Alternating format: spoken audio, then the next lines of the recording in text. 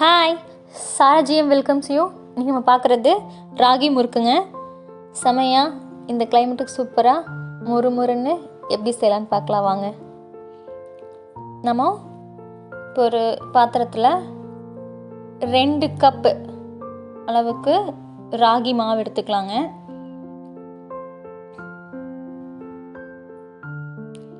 ஒரு கப் அளவுக்கு பச்சரிசி மாவுங்க, 1/2 கப் அளவுக்கு பொட்டுக்கடலை மாவுங்க, அதில் கொஞ்சம் எள்ளு சீரகம் ஆட் பண்ணிக்கலாம்.